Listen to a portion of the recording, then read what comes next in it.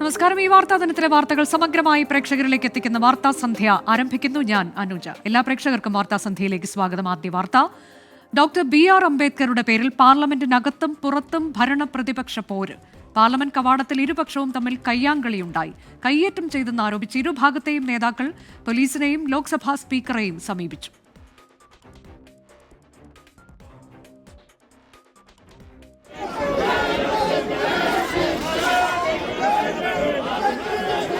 അമിത്ഷായുടെ അംബേദ്കർ വിവാദ പരാമർശത്തെ ചൊല്ലി പാർലമെന്റ് കവാടം വേദിയായത് അസാധാരണ സംഭവങ്ങൾക്ക്. അംബേദ്കർ ചിത്രങ്ങളുമായി പാർലമെന്റ് കവാടത്തിലേക്ക് ആദ്യമെത്തിയത് BJP അംഗങ്ങൾ. പിന്നാലെ പ്രതിപക്ഷാംഗങ്ങൾ നീലവസ്ത്രങ്ങൾ അണിഞ്ഞ് പ്രകടനമായി പാർലമെന്റിന് മുന്നിലേക്ക്.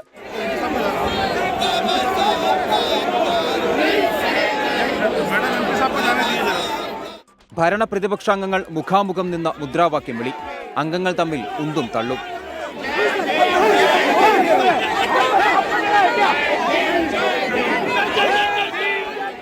പിടിച്ചുതള്ളിയെന്നും മർദ്ദിച്ചെന്നും പരസ്പരം ആരോപണവുമായി ഇരുവിഭാഗവും രംഗത്തെത്തി. BJP അംഗങ്ങൾ ഭീഷണിപ്പെടുത്തിയെന്നും പിടിച്ചുതള്ളിയെന്നും രാഹുൽ ഗാന്ധി.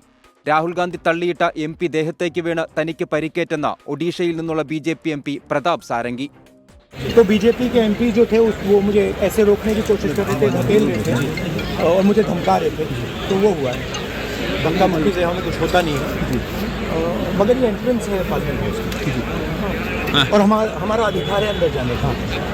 और BJP के जो मेंबर्स हैं वो हमें अंदर जाने से रोक रहे हैं। तो इशू है कि ये कॉन्स्टिट्यूशन पर आक्रमण कर रहे हैं और जो अम्बेडकर जी की देखिए इस वक्त राहुल गांधी मीडिया से लंबा गैप में खड़ा हुआ था। राहुल गांधी एक MP को धक्का लगा, मेरे ऊपर गिर पड़ा और मैं नीचे गिर गया। किसने धक्का मारा? राहुल गांधी ने? हाँ, राहुल गांधी ने। राहुल गांधी ने धक्का मारा? राहुल गांधी। कौन सी जगह पे सर? सीढ़ी के ऊपर में मैं खड़ा हुआ था और राहुल गांधी ने आकर के एक MP को धक्का लगाया, वो मेरे ऊपर गिर पड़ा और मैं। कहाँ चोट लगी सर आपको? कहाँ चोट? തന്നെ BJP MPമാർ പിടിച്ചു തള്ളിയെന്നും മുട്ടിന് പരിക്കേറ്റെന്നും മല്ലികാർജ്ജുൻ ഖാർഗെ ലോക്സഭാ സ്പീക്കറോട് പരാതിപ്പെട്ടു. രാഹുൽ ഗാന്ധിക്കെതിരെ BJPയുടെ വനിതാ അംഗം ഉൾപ്പെടെ പോലീസ് സ്റ്റേഷനിൽ നേരിട്ടെത്തി. BJP അംഗങ്ങൾക്കെതിരെ പരാതിയുമായി കോൺഗ്രസ് നേതാക്കളും. പാർലമെന്റിനുള്ളിലും ഇരുപക്ഷവും തമ്മിലുള്ള വാക്പോര്. രാഹുൽ മോശമായി പെരുമാറിയെന്ന BJP രാജ്യസഭാ MP ഫങ്നോൻ കൊന്യക്. ബഹളത്തിനിടെ രാജ്യസഭാ അധ്യക്ഷനെതിരായ അവിശ്വാസ പ്രമേയം തള്ളിയതായി രാജ്യസഭാ സെക്രട്ടറി സഭയെ അറിയിച്ചു. ബഹളത്തിനിടെ നിമിഷങ്ങൾ മാത്രമാണ് പാർലമെന്റിന്റെ ഇരുസഭകളും ഇന്ന് സമ്മേളിച്ചത്. പാർലമെന്റിന്റെ ശീതകാല സമ്മേളനം നാളെ അവസാനിക്കും. 24 ഡൽഹി. പാർലമെന്റ് കവാടത്തിലെ കയ്യാങ്കളിയിൽ പരസ്പരം കുറ്റപ്പെടുത്തി കോൺഗ്രസും BJPയും. പ്രതിപക്ഷത്തിന്റേത് സമാധാനപരമായ പ്രതിഷേധമായിരുന്നുവെന്നും BJP നേതാക്കൾ ആക്രമിച്ചെന്നും AICC അധ്യക്ഷൻ മല്ലികാർജ്ജുൻ ഖർഗെ ആരോപിച്ചു. രാഹുൽ ഗാന്ധി അടുത്തേക്ക് വന്ന് പ്രകോപനമുണ്ടാക്കിയെന്നാണ് BJPയുടെ ആരോപണം. കോൺഗ്രസിനെതിരെ ഉചിതമായ നടപടിയെടുക്കുമെന്ന് കേന്ദ്രമന്ത്രി ശിവരാജ് സിംഗ് ചൗഹാൻ പറഞ്ഞു. 5 मिनट बाकी थी, इसलिए हम अंदर जाना चाहते थे, लेकिन उन्होंने दरवाजे पे रोका और ऐसा कि उन्होंने अपना मसल पावर दिखाने के लिए इतने सारे वहां पर उनके पुरुष MPs थे, पूछो मत।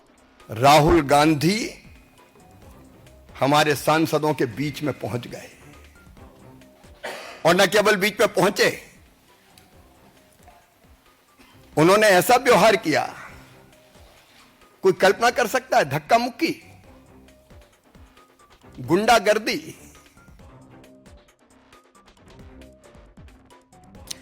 ആന എഴുന്നള്ളിപ്പിൽ ദേവസ്വങ്ങൾക്ക് ആശ്വാസം. ആന എഴുന്നള്ളിപ്പുമായി ബന്ധപ്പെട്ട ഹൈക്കോടതി മാർഗരേഖ സുപ്രീംകോടതി സ്റ്റേ ചെയ്തു. നിലവിലുള്ള ചട്ടങ്ങൾ പാലിച്ച് ആന എഴുന്നള്ളിപ്പ് നടത്താമെന്ന് സുപ്രീംകോടതി വ്യക്തമാക്കി. സുപ്രീംകോടതി ഉത്തരവിനെ ദേവസ്വങ്ങൾ സ്വാഗതം ചെയ്തു. വർഷങ്ങളായി നടത്തിവരുന്ന ആഘോഷമാണ് പൂരമെന്നും ഇതുവരെയും അനിഷ്ട സംഭവങ്ങളൊന്നും ഉണ്ടായിട്ടില്ലെന്നും കേസ് പരിഗണിച്ച ഘട്ടത്തിൽ ഹർജിക്കാർക്ക് വേണ്ടി കപിൽ സിബൽ വാദിച്ചു. പൂരം നടത്തിപ്പുമായി ബന്ധപ്പെട്ട നിബന്ധനകൾ പാലിക്കുന്നതിൽ ഇതുവരെയും വീഴ്ച വരുത്തിയിട്ടില്ല. സ്ഥലപരിമിതി ഒരു പ്രശ്നമായതിനാൽ ആനകളെ 3 മീറ്റർ അകലത്തിൽ നിർത്താൻ കഴിയില്ലെന്നും ഹർജിക്കാർ വാദിച്ചു. ആനകളുടെ ക്ഷേമത്തിനാണ് ഹൈക്കോടതി മാർഗനിർദ്ദേശമെന്നായിരുന്നു മൃഗസംഘടനയുടെ മറുവാദം. ഹൈക്കോടതി നിർദ്ദേശമായ 3 മീറ്റർ അകലത്തിൽ ആനകളെ നിർത്തുന്നത് അപ്രായോഗികമെന്നായിരുന്നു സുപ്രീംകോടതി നിരീക്ഷണം. ഇതോടെയാണ് ഹൈക്കോടതി ഡിവിഷൻ ബെഞ്ചിന്റെ നിർദ്ദേശങ്ങൾ സുപ്രീംകോടതി സ്റ്റേ ചെയ്തത്. ഹൈക്കോടതി നിർദ്ദേശത്തിന് പുറമെയുള്ള നിബന്ധനകൾ പാലിക്കണമെന്നും ദേവസ്വങ്ങളോട് സുപ്രീംകോടതി നിർദ്ദേശിച്ചു. സുപ്രീംകോടതി ഉത്തരവ് പൂരപ്രേമികളുടെ വിജയമെന്നായിരുന്നു ദേവസ്വങ്ങളുടെ പ്രതികരണം. ദേവസ്വങ്ങൾക്ക് വളരെയധികം ആശ്വാസമായി. ദേവസ്വങ്ങൾക്ക് മാത്രമല്ല, എല്ലാ പൂരം, വേല, പെരുന്നാൾ, ആഘോഷിക്കുന്ന എല്ലാ കമ്മിറ്റികൾക്കും വലിയ ആശ്വാസമാണ്. വീണ്ടും ഒരു സ്റ്റേ അനുവദിച്ചിരിക്കുകയാണ്. ഈ സ്റ്റേ അനുവദിക്കണമെങ്കിൽ അത്രയും മനസ്സിലാക്കിയിട്ടാണ്, ജനങ്ങളുടെ വികാരം മനസ്സിലാക്കിയിട്ടാണ് തിരുവമ്പാടി ദേവസ്വവും പാറമേക്കാവ് ദേവസ്വമല്ല ഇതിൽ വിജയം ആഘോഷിക്കുന്നത്. അതിനുവേണ്ടി പണിയെടുത്തിട്ടുള്ള ഇതിന് പിന്നിലുള്ള ധാരാളം ആൾക്കാരുണ്ട്. ആന ഉടമസ്ഥരുണ്ട്, പൂരം പ്രേമികളുണ്ട്. പല ക്ഷേത്രങ്ങളിലും ആനെഴുന്നള്ളിപ്പുമായി ബന്ധപ്പെട്ട് അനിഷ്ട സംഭവങ്ങൾ ഉണ്ടായിട്ടുണ്ടെന്ന മൃഗസംഘടനയുടെ വാദത്തിൽ അനിഷ്ട സംഭവങ്ങൾ ഉണ്ടായാൽ ഉത്തരവാദിത്തം ദേവസ്വങ്ങളുടേതായിരിക്കുമെന്ന് സുപ്രീംകോടതി വ്യക്തമാക്കി.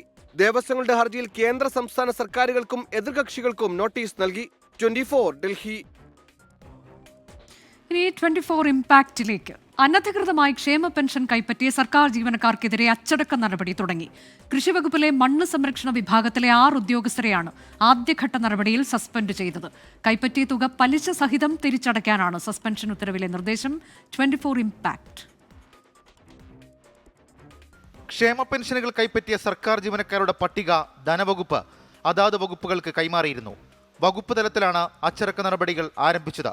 കൃഷിവകുപ്പിലെ മണ്ണ് സംരക്ഷണ വിഭാഗത്തിലെ 6 സർക്കാർ ജീവനക്കാരെ സസ്പെൻഡ് ചെയ്തു.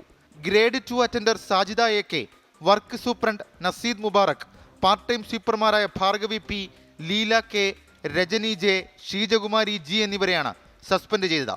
മണ്ണ് പര്യവേഷണ മണ്ണ് സംരക്ഷണ വകുപ്പ് ഡയറക്ടർ സാജു K സുരേന്ദ്രനാണ് ജീവനക്കാരെ സസ്പെൻഡ് ചെയ്ത് ഉത്തരവിറക്കിയത്. ക്ഷേമ പെൻഷൻ അനധികൃതമായി കൈപ്പറ്റിയ ജീവനക്കാരിൽ നിന്ന് തുക തിരികെ പിടിക്കാനുള്ള തീരുമാനവും സർക്കാർ കൈക്കൊണ്ടു. 18% പലിശ അടക്കം തിരിച്ചുപിടിക്കും.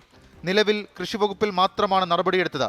ആരോഗ്യ വിദ്യാഭ്യാസ വകുപ്പിലടക്കം നിരവധി ജീവനക്കാരാണ് സർക്കാരിനെ കബളിപ്പിച്ച് ക്ഷേമ പെൻഷനുകൾ കൈപ്പറ്റിയത്. 24 തിരുവനന്തപുരം. AK ശശീന്ദ്രൻ മന്ത്രിസ്ഥാനത്ത് തുടരട്ടെ എന്ന് CPIM. പാർട്ടി സംസ്ഥാന നേതൃത്വത്തിന്റെ നിലപാട് കേന്ദ്ര നേതൃത്വത്തെ അറിയിച്ചു. മന്ത്രിമാറ്റം അനുവദിക്കാത്തതിൽ NCP സംസ്ഥാന അധ്യക്ഷൻ PC ചാക്കോ കടുത്ത അമർഷത്തിലാണ്. തനിക്കെതിരായ നീക്കത്തിന് പിന്നിൽ PC ചാക്കോ ആണെന്ന് മന്ത്രി AK ശശീന്ദ്രൻ 24നോട് തുറന്നടിച്ചു. CPIM കേന്ദ്ര നേതൃത്വത്തിൽ സമ്മർദ്ദം ചെലുത്തി തോമസ് കെ തോമസിനെ മന്ത്രിസഭയിലെത്തിക്കാൻ NCP സംസ്ഥാന അധ്യക്ഷൻ PC ചാക്കോ കിണഞ്ഞു ശ്രമിക്കുകയായിരുന്നു. NCP ദേശീയ അധ്യക്ഷൻ ശരത് പവാർ അഭ്യർത്ഥിച്ചതനുസരിച്ച് PB coordinator Prakash Karat CPIM സംസ്ഥാന നേതൃത്വത്തോട് സംസാരിച്ചിരുന്നു. ഇതിനുള്ള CPIM സംസ്ഥാന നേതൃത്വത്തിന്റെ മറുപടിയാണ് തോമസ് കെ തോമസിന്റെ വഴിയടച്ചുകൊണ്ടുള്ള തീരുമാനം. AK ശശീന്ദ്രനെ മാറ്റേണ്ടെന്ന നിലപാടാണ് പാർട്ടി ദേശീയ നേതൃത്വത്തെ അറിയിച്ചത്. ശശീന്ദ്രനെ മാറ്റുന്നത് ഗുണം ചെയ്യില്ലെന്നാണ് CPIM വിലയിരുത്തൽ. മന്ത്രിസ്ഥാനം ലഭിക്കാൻ ശരത് പവാർ വഴി പാർട്ടി ദേശീയ നേതൃത്വത്തിനുമേൽ സമ്മർദ്ദം ചെലുത്താൻ PC ചാക്കോ ശ്രമിച്ചതിൽ CPIM സംസ്ഥാന നേതൃത്വത്തിന് കടുത്ത അതൃപ്തിയുണ്ട്. തോമസ് കെ തോമസിനെതിരെ MLA-മാരെ കൂറുമാറാൻ കോഴ വാഗ്ദാനം ചെയ്തതടക്കമുള്ള സാമ്പത്തിക ആരോപണങ്ങളുമുണ്ട്. ഇക്കാര്യങ്ങളും മുഖ്യമന്ത്രി ദേശീയ നേതൃത്വത്തെ അറിയിച്ചിട്ടുണ്ട്.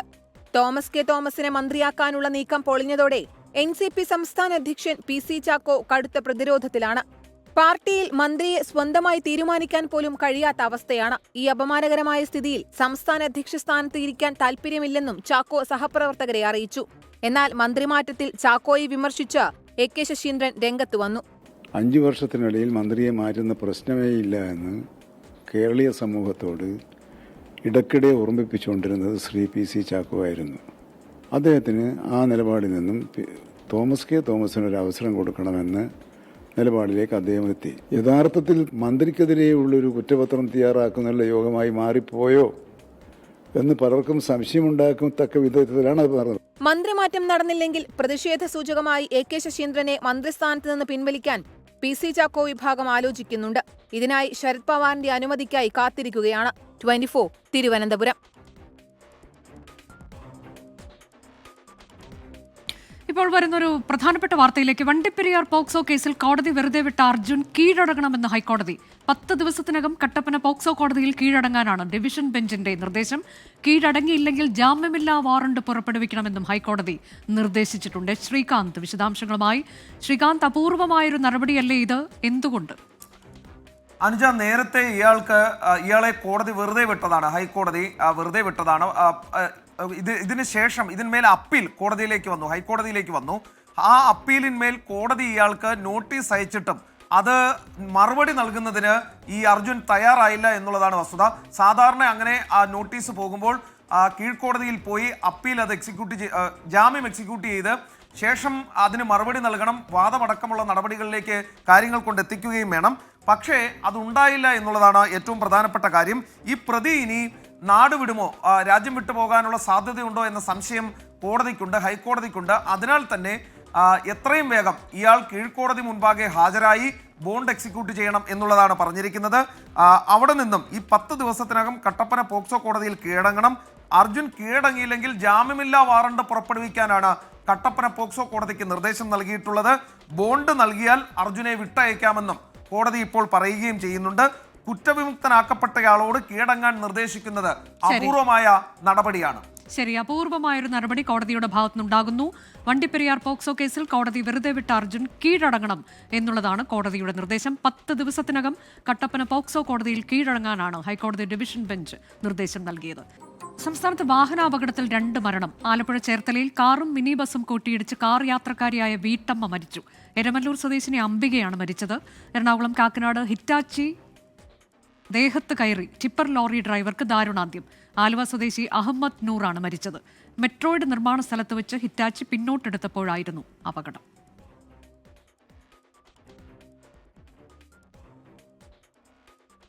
പത്തനംതിട്ട കോന്നിയിൽ വാഹനാപകടത്തിൽ മരിച്ച നവദമ്പതികൾ ഉൾപ്പെടെ 4 പേർക്ക് വിട നൽകി ജന്മനാട്.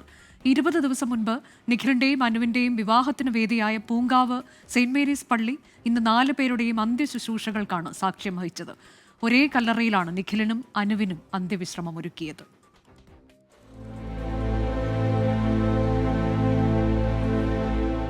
ഒന്നിച്ചു കണ്ട സ്വപ്നങ്ങളും ആഗ്രഹങ്ങളും ബാക്കി. കണ്ണീരോടെ 4 പേർക്കും ജന്മനാടിന്റെ വിട.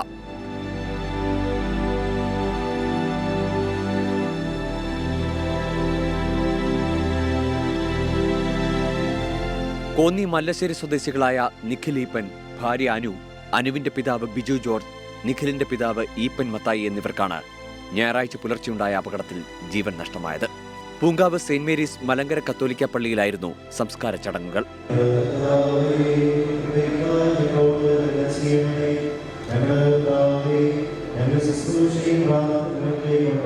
20 ദിവസം മുമ്പ് അനുവിന്റെയും നിഖിലിന്റെയും വിവാഹം നടന്നതും ഇതേ പള്ളിയിലായിരുന്നു. നിഖിലിന്റെയും അനുവിന്റെയും വീട്ടിലെ പൊതുദർശനത്തിന് ശേഷമായിരുന്നു സംസ്കാര ശുശ്രൂഷകൾ. ആരോഗ്യമന്ത്രി വീണ ജോർജ് അടക്കമുള്ളവർ ആദരാഞ്ജലി അർപ്പിച്ചു.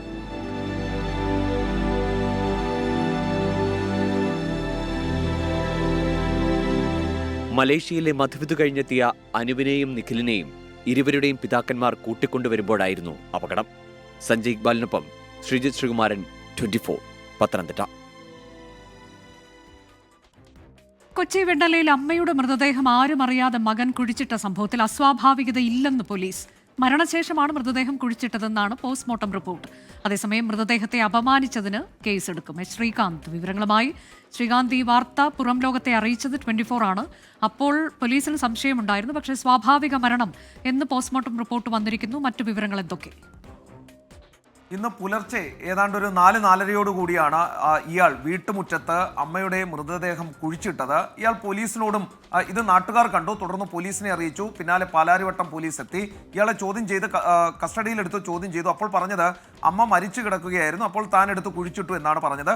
ആ സമയത്ത് ഇയാൾ ഭയങ്കരമായ രീതിയിൽ മദ്യപിച്ചിട്ടുണ്ടായിരുന്നു, ഇയാൾക്ക് ബോധമുണ്ടായിരുന്നില്ല എന്നാണ് പോലീസ് പറയുന്നത്. അതിനുശേഷം ഇയാളെ വിശദമായ ചോദ്യം ചെയ്യലിനും വിധേയമാക്കി. തുടർന്ന് അവിടെ ഇൻക്വസ്റ്റ് നടപടികൾ പൂർത്തിയാക്കി മൃതദേഹം അവിടെ നിന്നും പോസ്റ്റ്മോർട്ടത്തിന് കൊണ്ടുപോയി. ഇപ്പോൾ പോസ്റ്റ്മോർട്ടം റിപ്പോർട്ട് പ്രകാരം അത് സ്വാഭാവികമായ മരണമാണ്, അസ്വാഭാവികതയില്ല എന്നാണ് മനസ്സിലാക്കുന്നത്. മരിച്ചതിന് ശേഷം ഇയാൾ കുഴിച്ചിട്ടു എന്ന് പോലീസിന് കൊടുത്ത മൊഴി വിശ്വസിക്കാം എന്ന രീതിയിലേക്ക് പോലീസ് എത്തിച്ചേർന്നിട്ടുണ്ട്. അപ്പോഴും ഇയാൾ വീട്ടിൽ മദ്യപിച്ച് ബഹളം വയ്ക്കാറുണ്ടെന്നും ഉപദ്രവിക്കാറുണ്ട് എന്നുള്ള കാര്യമൊക്കെ തന്നെ നാട്ടുകാരും അയൽവാസികളും ഒക്കെ തന്നെ പറയുന്നുണ്ട്. അതാണ് പോലീസിനും ഒരു സംശയം ഉടലെടുത്തത്. ഏതെങ്കിലും തരത്തിൽ ഇയാൾ കൊലപ്പെടുത്തിയതാണോ എന്നൊരു സംശയമാണ് ആദ്യഘട്ടത്തിൽ ഉണ്ടായത്. അത് നീങ്ങിയിരിക്കുന്നു. നിലവിൽ ഇയാൾക്കെതിരെ മൃതദേഹത്തോടുള്ള അനാദരവിന് കേസെടുക്കും. വെണ്ണലയിൽ മരണശേഷമാണ് അമ്മയെ മകൻ കുഴിച്ചിട്ടത് എന്ന തരത്തിലേക്ക് പോസ്റ്റ്മോർട്ടം റിപ്പോർട്ട്. സ്പോർട്സ് വാർത്തയിലേക്കാണ്. ഐ ലീഗ് ഫുട്ബോളിൽ ഇന്ന് Gokulam Kerala FC Rajasthan united FC പോരാട്ടം. രാത്രി 7-ന് കോഴിക്കോട് കോർപ്പറേഷൻ സ്റ്റേഡിയത്തിലാണ് മത്സരം. സമീർ സി മുഹമ്മദ് വിശദാംശങ്ങളുമായി. സമീർ, അല്പസമയത്തിനകം മത്സരം ആരംഭിക്കുകയാണ്. വലിയ ആവേശമാണോ അവിടെ കാണാൻ കഴിയുന്നത്? ഐ ലീഗ് ഫുട്ബോളിൽ ആവേശകരമായ ഒരു മത്സരത്തിനായുള്ള കാത്തിരിപ്പിലാണ് ഫുട്ബോൾ പ്രേമികൾ. വലിയ ഒരു ആഘോഷം ഇതിനോടകം തന്നെ നമുക്ക് കാണാനാകുന്നുണ്ട്. ഗോകുലം കേരള FC അതുപോലെ തന്നെ രാജസ്ഥാൻ യുണൈറ്റഡ് FC തമ്മിലുള്ള വളരെ വാശിയേറിയ ഒരു മത്സരമാണ്. അതിൻ്റെ ഒരുക്കങ്ങളെല്ലാം തന്നെ നമുക്ക് കാണാനാവുന്നു. ആ ആഘോഷത്തിൻ്റെ ഭാഗമായിക്കൊണ്ട് വിവിധ ഇടങ്ങളിലായിക്കൊണ്ട് ആരാധകർ എത്തുന്നുണ്ട്. 5 മത്സരങ്ങളാണ് ഇരു ടീമും പിന്നിട്ടിരിക്കുന്നത്. അതിൽ 6 പോയിന്റുമായി പോയിന്റ് പട്ടികയിൽ 7ാം സ്ഥാനത്താണ് ഗോകുലം കേരള FC ഉള്ളത്. 9ാം സ്ഥാനത്ത് രാജസ്ഥാൻ യുണൈറ്റഡ് നിൽക്കുന്നു. എന്താണ് ഇന്നത്തെ കളിയുടെ ഒരു പ്രതീക്ഷകൾ? ഇന്ന് ജയിക്കും തന്നെയാണ് പ്രതീക്ഷ. ഇന്ന് നമുക്ക് നമ്മുടെ ടീം മൊത്തമായിട്ട് ഏകദേശം തിരിച്ചു വന്നിരിക്കുന്നു. അപ്പോൾ നമ്മൾ ഈ വർഷം പ്ലാൻ ചെയ്തത് കഴിഞ്ഞ വർഷം അതിന് ISL കയറാനാണ്. അത് ഈ മാച്ച് ജയിച്ചാലേ നമുക്കതൊരു ഇത് കിട്ടുള്ളൂ. അതുകൊണ്ട് ഈ മാച്ച് എന്തായാലും ജയിക്കണം, അതാണ് പ്രതീക്ഷ. ഹോം ഗ്രൗണ്ടാണ്, പക്ഷേ ഇതുവരെയും ഹോം ഗ്രൗണ്ടിൽ ഒരു വിജയം ഉണ്ടായിട്ടില്ല. ഇന്ന് ആ ഒരു വിജയം ഉണ്ടാകുന്ന പ്രതീക്ഷിക്കുന്നത്. നമ്മൾ കുറേ കഴിഞ്ഞ കളി നമ്മളെ ഒരുപാട് പ്ലെയേഴ്സ് പരിക്കുകളായിട്ട് പുറത്ത് പോയത്. പക്ഷേ ഈ പ്രാവശ്യം നമ്മൾ കളിയിൽ നമ്മളെ ഫിറ്റായിട്ടാണ് കൊണ്ടുവന്നത്. അതുപോലെ തന്നെ നമ്മൾ നല്ല വമ്പ തിരിച്ചടി നമ്മൾ അടിക്കുന്നു പറയാം. 3-1 നമ്മൾ അടിച്ചിരിക്കും. 3 ഗോളിൽ നമ്മൾ ഷുവറായിട്ടും നമ്മൾ അടിച്ചിരിക്കും. കഴിഞ്ഞ കളിയിലൊക്കെ പരിക്കേറ്റിരുന്ന നമ്മുടെ സാവിയോസ് ഇപ്പോൾ തിരിച്ചു വന്നിരിക്കുന്നു. അതിലാണ് നമുക്ക് പ്രതീക്ഷ. അവർ ഇന്ന് ഈ കളി എന്തായാലും നമ്മൾ കൊണ്ടേയിരിക്കും. ആരാധകരെല്ലാം വലിയ പ്രതീക്ഷയിലാണ്. സ്വന്തം തട്ടകത്തിൽ ജയ വഴിയിലേക്ക് ഗോകുലം കേരള FC തിരിച്ചെത്തും എന്നുള്ള ഒരു പ്രതീക്ഷയാണ് അവർ പങ്കുവെക്കുന്നത്. എന്തായാലും 7 മണിയോട് കൂടെ മത്സരം ആരംഭിക്കും. അതിൻ്റെ ഒരു ആവേശത്തിൽ തന്നെയാണ് കായിക പ്രേമികൾ ഉള്ളത്. Kerala FC Rajasthan united FC മത്സരം അല്പസമയത്തിനകം കോഴിക്കോട് EMS കോർപ്പറേഷൻ സ്റ്റേഡിയത്തിൽ. ഇനി ശബരിമലയിലെ ഇന്നത്തെ ചടങ്ങുകൾ. സൈക്കിൾ പ്യൂർ അഗർബത്തി ശരണം സന്നിധാനം സമർപ്പിക്കുന്നത് അഗർബത്തി എന്നാൽ സൈക്കിൾ.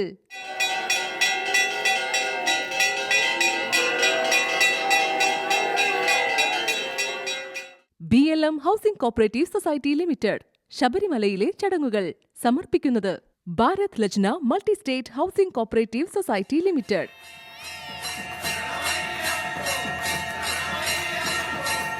ഇന്നത്തെ സ്വർണ്ണനിരക്ക് സമർപ്പിക്കുന്നത് സ്പർശ ഗോൾഡ് ആൻഡ് ഡയമണ്ട്സ്. ഫിജിറ്റലാകൂ ഇനി സ്പർശയോടൊപ്പം.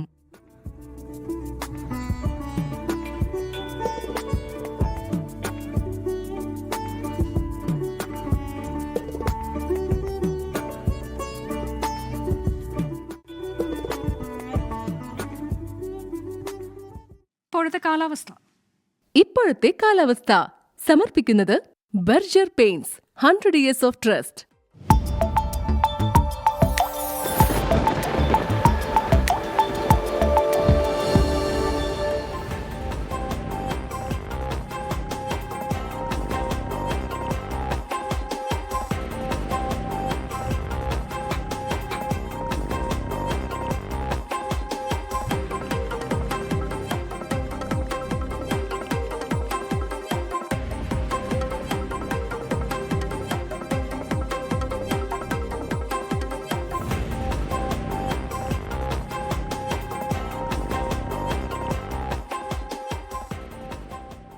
വാർത്താസന്ധ്യ അവസാനിക്കുകയാണ്.